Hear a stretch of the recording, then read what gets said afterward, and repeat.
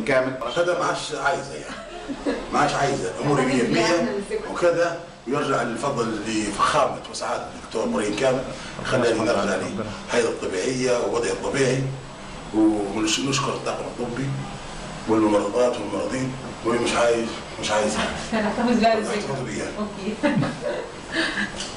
بارك الله فيك.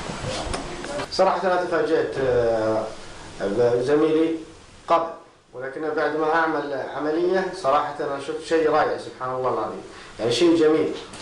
والعاملين والإخوان في العيادة الكريمة صراحة يعني مما يسعدني إني أجريت العملية في دار الجمال في المهندسين، وكانت عملية جيدة ومريحة جدا، يعني عملية يوم واحد، يعني عملية شفط دهون، والحمد لله يعني كانت عملية ممتازة. لو طلع الدهون دي كلها مني أنا حاسة بإنه أخف كتير وحتى صحية جدا، والحركة سهلة حتى بعد العملية. سعيدة جدا جدا ومبسوطة جدا جدا وفي قمة الفرح والسعادة، وبفتكر إنه أنا سعيدة جدا جدا في إنه أنا وصلت إلى دار الجمال. فأنا جيت دلوقتي للدكتور إبراهيم عشان يصلح لي الدكتور ده وأبوظه، وأنا بنصح أي حد عاوز يعمل حاجة تجميلية في جسمه إن هو ما يلجاش لأي دكتور ما يكونش معروف أو واثق فيه.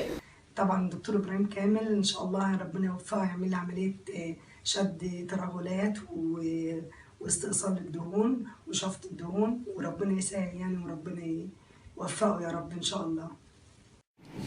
تو خارج لسه من عملية من ساعة ونص، حذفنا الدهون ولله الحمد، ما توجعش بس كمية كبيرة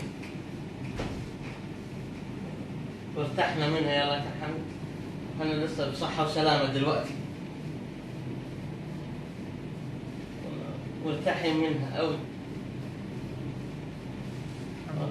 والحمد لله على كل حال.